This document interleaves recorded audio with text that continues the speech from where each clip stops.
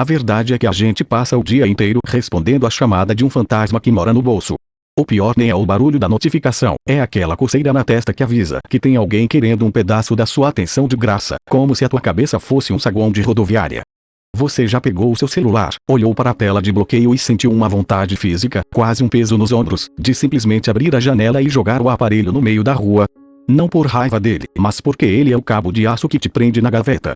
É o objeto que avisa para todo mundo que você está acessível, que você tem um endereço mental, que você existe para o resto do mundo.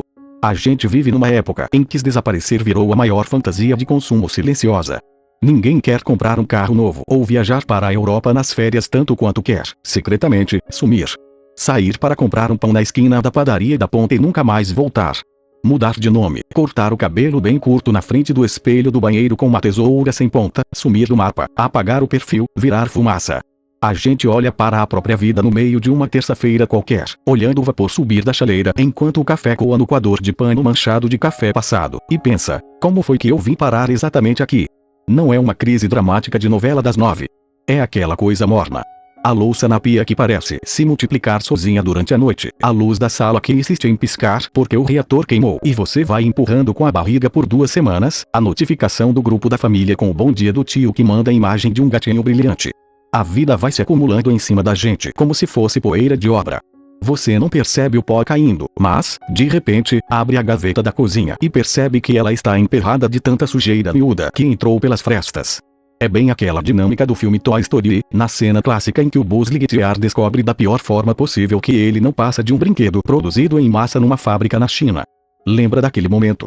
Ele está na casa do Sid, o garoto vizinho que destrói brinquedos, e ele tenta voar pela janela da escada. Ele pula com toda a empatia do mundo, convicto de que é um patrulheiro espacial que protege o universo, e despenca direto para o chão, quebrando o braço ao meio. Aquela queda ridícula, o estalo seco do plástico se partindo no carpete empoeirado, é exatamente o choque que a gente leva quando percebe que a vida que a gente construiu não tem capa, não tem missão cósmica e, pior de tudo, não tem botão de reset.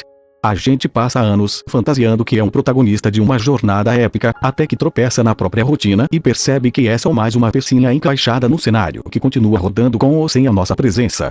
E é aí que a mente humana começa a pregar peças elaboradas. Se você não pode voar pela janela, você começa a fantasiar o sumiço mental. Você está no meio de uma reunião de condomínio, ouvindo o síndico reclamar do barulho do portão automático que bate toda vez que alguém entra tarde da noite, e a sua cabeça simplesmente desliga o disjuntor. O seu corpo continua ali na cadeira de plástico branco da área comum, balançando a cabeça de vez em quando para fingir que concorda sobre a taxa extra da pintura da fachada, mas por dentro você já pegou um ônibus para o interior de Minas Gerais, alugou uma casinha azul com telhado de zinco que não tem sinal de operadora de celular e está agora mesmo olhando para o nada na varanda, tomando um café sem açúcar enquanto a chuva cai no pasto. O filósofo coreano Byung-Chul Han fala muito sobre essa exaustão moderna, mas ele bota a culpa numas teorias muito compridas sobre o desempenho e a produtividade que às vezes parecem distantes da nossa pia de louça. Só que a intuição dele acerta em cheio numa ferida. A gente se transformou em carrasco de si mesmo. A gente se explora tanto na base do eu preciso dar conta que a única forma que a mente encontra para negociar um alívio é sequestrar a gente por dentro. O corpo continua batendo ponto na farmácia, no escritório, no balcão da recepção, mas a alma já bateu em retirada faz tempo. Fica só o piloto automático operando a carcaça. É um descolamento esquisito. Você olha para as suas próprias mãos, digitando um e-mail ou respondendo um cliente no WhatsApp e pensa, quem é esse maluco que está vivendo a minha vida? Porque claramente não sou eu. Essa vontade de sumir não é sobre coragem para recomeçar. Quem quer recomeçar de verdade arruma as malas, compra a passagem e vai. A nossa vontade de sumir é covarde, mansa e preguiçosa.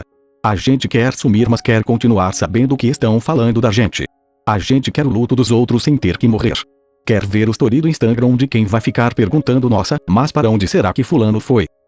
É o desejo infantil de apagar a luz do quarto e fingir que dormiu para ver quem se importa o suficiente para vir abrir a porta e perguntar se está tudo bem. Só que na vida adulta ninguém abre a porta. No máximo, manda um áudio de 3 minutos perguntando se você pode adiantar aquela demanda para antes do almoço.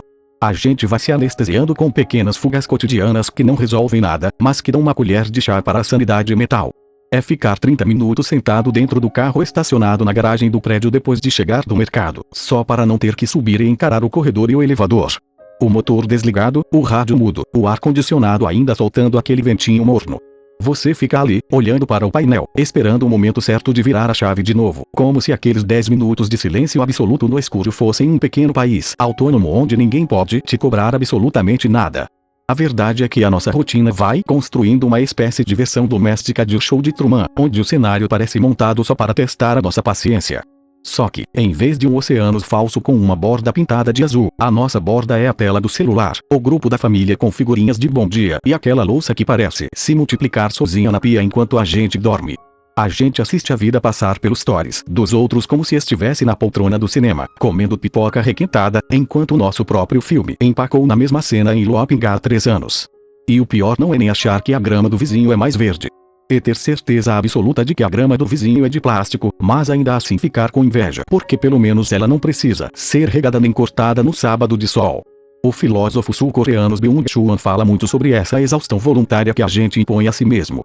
A gente vive numa sociedade do desempenho onde o carrasco e a vítima moram no mesmo endereço, dentro da nossa própria cabeça. A gente se chicoteia o dia inteiro para produzir mais, ser mais agradável, responder mais rápido, estar disponível para todo mundo, até que o sistema interno sofre um pane geral e a única palavra que o cérebro consegue formular é: chega. Só que, em vez de largar tudo e ir morar numa cabana na montanha, a gente faz um acordo de compadre com o cansaço. A gente compra uma vela aromática cara que promete cheiro de calmaria, acende na sala, respira fundo por 4 segundos e volta para o e-mail ou para a aba do navegador, onde tem 20 janelas abertas, acumulando poeira digital. A gente quer fugir, mas tem medo de que, se a gente sumir de verdade, o mundo continue girando perfeitamente bem sem a nossa presença. E essa é a grande humilhação silenciosa da vida adulta. Descobrir que a engrenagem não precisa de você para continuar rodando. Lembra daquela cena em Toy Story em que o Buzz Lightyear descobre que ele é só um brinquedo fabricado em série, com a etiqueta Made in Taiwan na sola do pé? É exatamente isso. A gente passa anos achando que é um protagonista absoluto do épico da firma ou da família, o pilar insubstituível que sustenta o teto de casa, até o dia em que a gente pega uma gripe forte, fica de cama 36 horas e percebe que o mundo inteiro sobreviveu perfeitamente bem sem a nossa opinião. No começo dá um desespero danado, mas depois passa a ser a coisa mais libertadora do mundo. Porque se a sua ausência não causa um colapso cósmico, isso quer dizer que você tem permissão divina para sumir um pouquinho de vez em quando. Não precisa ser para uma ilha deserta no Pacífico. Pode ser sumir no domingo à tarde fingindo que esqueceu o celular no silencioso em cima da geladeira. Pode ser sumir dentro de um livro grosso que você finge que está lendo enquanto só fica olhando para a mesma linha do parágrafo por 10 minutos, pensando em absolutamente nada. A vontade de sumir não é um atestado de desistência. É só o alarme de incêndio da sua sanidade, avisando que o volume do mundo foi colocado no talo e que os disjuntores da paciência estão começando a soltar faísca. A gente passa a vida inteira correndo atrás de um lugar onde a gente caiba sem precisar encolher os ombros, sem precisar pedir licença para respirar fundo, sem precisar fingir que achou graça na piada sem graça do chefe ou do parente chato.